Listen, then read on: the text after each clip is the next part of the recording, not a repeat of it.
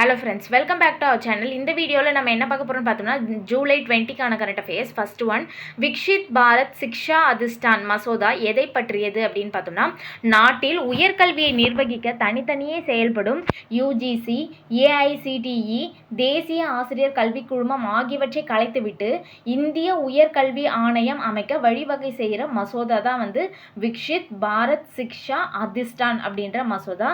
இதை மழைக்கால கூட்டத்தொடர் தொடங்கும் போது அறிமுகப்படுத்துறதுக்காக இருக்காங்க. அடுத்து, முதலீட்டுக்கு உகந்த மாநிலங்கள் பட்டியலில் எந்த மாநிலம் முதலிடம் பிடித்துள்ளது அப்படின்னு பார்த்தோம்னா, குஜராத் மாநிலம் தான் இன்வெஸ்ட்மெண்ட்டுக்கு ஒரு பர்ஃபெக்டான ஸ்டேட்டு அப்படின்ற பிளேஸை பார்த்தோம்னா குஜராத் மாநிலம் தான் பெற்றிருக்கு. செகண்ட் பிளேஸில் மகாராஷ்டிரா. குஜராத் மாநிலம் 56.6 புள்ளிகள் பெற்று ஃபர்ஸ்ட் பிளேஸ்லையும், மகாராஷ்டிரா 53.7 புள்ளிகள் பெற்று இரண்டாவது இடத்திலும், தமிழகம் 53.3 புள்ளிகள் பெற்று மூன்றாவது இடத்திலும் இருக்கு.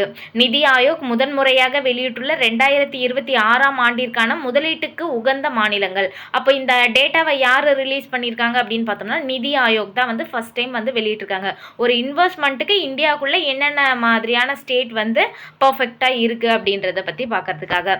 இதில் பார்த்தோம்னா 8 முக்கிய தூண்களின் கீழ் 84 குறியீடுகளை அடிப்படையாக கொண்டு இந்த 17 மாநிலங்களையும் மதிப்பீடு செய்துள்ளது. அதாவது ஒரு 17 மாநிலங்களையும் எடுத்து அதில் 8 முக்கிய தூண்களின் கீழே ஒரு 84 இண்டெக்ஸ் வச்சு அதை பேஸ் பண்ணி தான் இந்த புள்ளிகளை கணிச்சிருக்காங்க அப்படின்ட்டு சொல்கிறாங்க. முதலீட்டுக்கு உகந்த மாநிலங்கள் பட்டியலில் குஜராத் தான் ஃபர்ஸ்ட் பிளேஸ், தமிழகம் தேர்ட் பிளேஸ். அடுத்து பார்த்தோம்னா, SLV-3 ரோகிணி RS-1 விண்ணில் ஏவப்பட்ட ஆண்டு பார்த்தோம்னா 1980 ஜூலை 18. 1980 ஜூலை 18.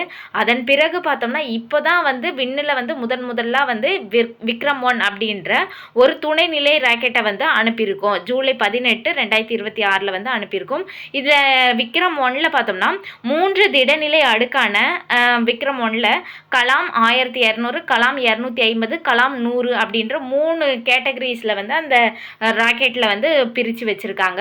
இதில் பார்த்தோம்னா கலாமினுடைய, அதாவது அப்துல் கலாமினுடைய நினைவுக்கு ஒரு பறைசாற்ற விதமாக கலாமினுடைய நுண் சிற்பம் ஒன்றுத்தை பார்த்தோம்னா அனுப்பியிருக்காங்க. ஸ்பேஸில் வைக்கிறதுக்காக கலாமினுடைய நுண் சிற்பத்தையும் அனுப்பியிருக்காங்க. இதுலேருந்து SLV-3 ரோகிணி பார்த்தோம்னா 1980 ஜூலை 18. அதே ஜூலை 18 தான் விக்ரம் 1ம். இயர் மட்டும் 2026.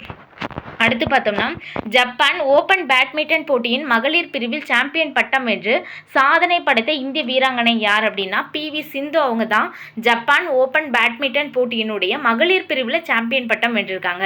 இந்த போட்டி எங்கே நடைபெற்றது அப்படின்னு பார்த்தோம்னா டோக்கியோவில் நடைபெற்றது.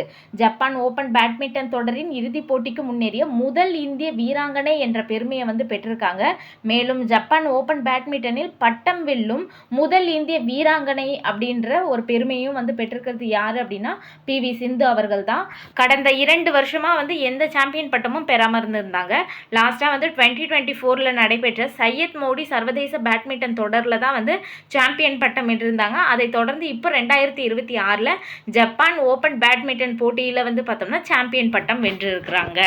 அடுத்து பார்த்தோம்னா, உலகக்கோப்பை வரலாற்றிலேயே அதிக கோல்கள் அடித்த வீரர்கள் பட்டியலில் முதலிடம் பிடித்துள்ளவர் யார் அப்படின்னு பார்த்தோம்னா, பிரான்ஸ் வீரர் கிலியன் எம்பாப்பே அப்படின்றவர் தான் 22 கோல்கள் அடிச்சிருக்காரு. உலகக்கோப்பை வரலாற்றிலேயே அதிக கோல்கள் அடித்த வீரர்கள் பட்டியலில் முதலிடம் பிடித்திருக்கவர் இவர். இது கால்பந்தை பற்றி சொல்கிறோம்.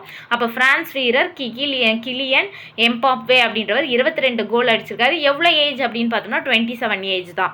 அடுத்து இரண்டாவது இடத்துல யார் இருக்காங்க அப்படின்னு பார்த்தோம்னா 21 கோல்களுடன் அர்ஜென்டினா வீரர் லியோனல் மெஸ்ஸி அப்படின்றவங்க தான் 21 கோல்களில் செகண்ட் பிளேஸில் இருக்காங்க.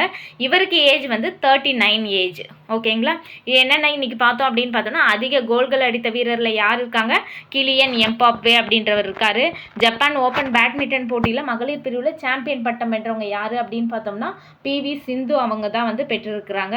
அடுத்து SLV ரோகிணி எப்போ அனுப்புனாங்க? அதே மாதிரி விக்ரமில் என்னென்ன மாதிரியான செக்ரிகேஷன் இருக்குது? கலாம் 1200, கலாம் 250, கலாம் 100. அதே மாதிரி கலாமினுடைய நுண் சிற்பம் ஒன்றுத்தையும் விண்வெளிக்கு ஏவி இருக்காங்க.